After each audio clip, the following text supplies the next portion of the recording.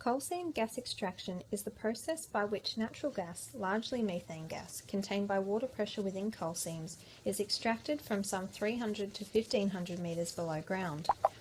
Traditionally, single vertical wells are drilled into the earth, pumping up water and releasing the pressure in the ground so gas can escape into the well, as shown in the diagram, or via a similar process called fracking, instead involving the injection of a water mix into the well, releasing more gas at a time.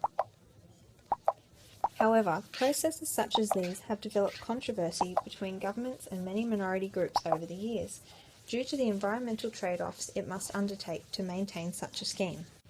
Australia has just begun the production of coal seam gas in the last decade in an attempt to prepare for future gas shortages predicted in 2017.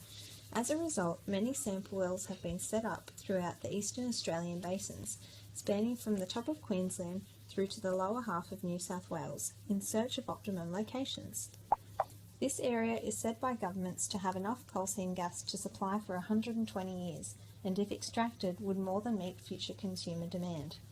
Environmental issues that are of concern to local communities in the affected areas include the gradual depletion of aquifers and groundwater levels for nearby agricultural bores, the storage and disposal of coal seam gas water as it leaves the earth, increasing threats to biodiversity due to land clearing, and an increase in infrastructure causing habitat fragmentation.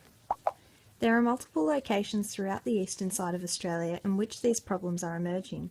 A case study into the Pilliga State Forest in New South Wales raises these issues and shows the management plans and research practices currently in place. Located near Barradine and Narrabri, the Pilliga State Forest in northwestern New South Wales is Australia's largest semi-arid woodland at 500,000 hectares and is the southern recharge area for the Great Artesian Basin. Due to efforts from Australian oil and gas company Santos, the area now accommodates a gas-fired power station, close to 50 production bores, 13 water treatment facilities and storage ponds, approximately 60 kilometres of gas and water pipelines, and a location for the release of water into the Bahina Creek, which flows into the Murray-Darling Basin. The main environmental consideration pointed out by communities and the National Water Commission is that the aquifers and groundwater levels may be lowered due to the extraction of large amounts of water daily from already situated wells. The National Water Commission also stated that not only is there the potential to overuse resources, such as the Great Artesian Basin or the Murray-Darling Basin, but it could have flow-on effects to nearby groundwater users undertaking processes such as irrigation or the maintenance of grazing fields. Well-established groundwater-dependent vegetation, such as plants and trees in the Pilliga State Forest, are also at risk from dying off. It is estimated that the coal seam gas industry will use around 300 gigalitres of water each year, and the continuous drawing of water from basins like these will need rigorous monitoring if they are to be kept at a sustainable level. For towns like Barradine and Narrabri, who rely strongly on their agricultural gain, the government has responded by creating the Independent Expert Scientific Committee on Coal Seam Gas and Coal Seam Mining to monitor the situation. As stated, in order to extract gas, coal seam water is drawn from the earth where the chemical composition is much different to that of surface water, so it becomes stored in large ponds for safety until it is moved to a treatment facility where it is purified and disposed of naturally. The storage and disposal process of coal seam gas water and its effect on the environment through possible contamination or spills is another issue communities are concerned about. A report from the Northern Inland Council for the Environment documents a major spill in 2010 of over 10,000 litres of untreated water into the surrounding vegetation, resulting from a poorly constructed storage pond and having detrimental effects on native flora, killing plants for hundreds of metres around the site, heightening levels of tension between governments and community groups. Santos released an official statement saying they are concerned for the environment and would rejuvenate the exposed area. They also assured storage ponds are only to hold water until it is treated and can be used for multiple other benefits to the community. Pilliga State Forest is also an internationally listed bird area and contains homes for 48 other threatened species including flora and fauna. With the push from the government to expand the already large exploration site worth an estimated $2 billion, coal seam gas wells could become more abundant.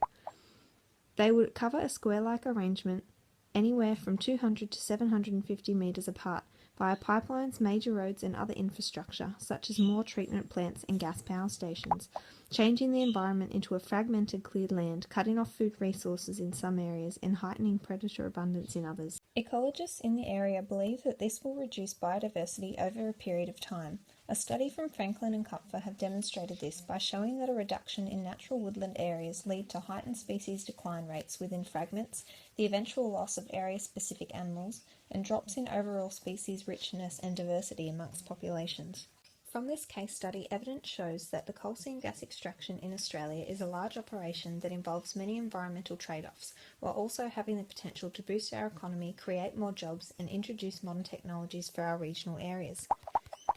Currently, coal seam gas operations are managed and checked by government policies and regulations, but the treatment of waste from this process, for example, coal seam gas water, is still limited in the number of ways to be treated and reused after it's extracted from the earth. In regards to future management of such operations, it has been suggested by councils and community groups that the regional carrying capacity of the land should be decided on initially to see if a project of this scale could be undertaken sustainably in the area of choice or not. Only if a project has been deemed viable for that particular piece of land will it then be able to commence work on exploring the coal seams. More studies into the long-term effects that coal seam gas extraction has on our environments are still needed, as the natural gas industry is expected to keep increasing for another 50 years. And as Australia's involvement with coal seam gas has only been in the last decade, many studies are either inconclusive or are still in the process of determining evidence and revealing scientific data, showing that there is still a lot about coal seam gas that we don't know. However, according to New South Wales Chief Scientist and Engineer, Australia has proven on many occasions to be one of the leading researchers worldwide in the field of clean energy and resources, and with future study could even develop a way in which shared land use could become available between agricultural communities and projects such as coal seam gas extraction. And whilst there's overwhelming concern that coal seam gas may cause the highlighted issues, correlation does not lead to causation, and to weigh up the pros and cons requires an informed decision based on future scientific fact.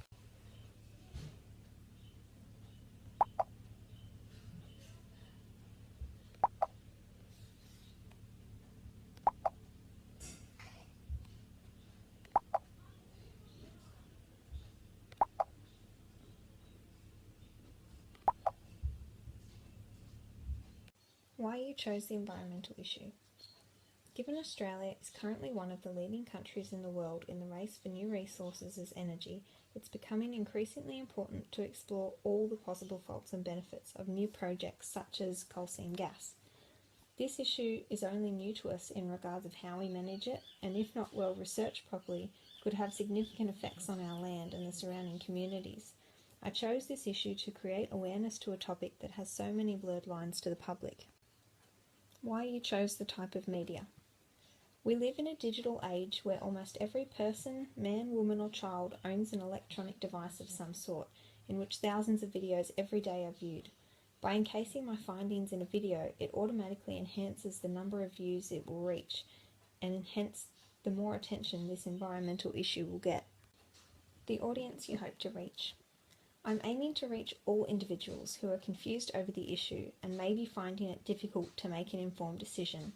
This ranges from affected community members, people of Parliament, and the concerned public who haven't decided on the issue for themselves.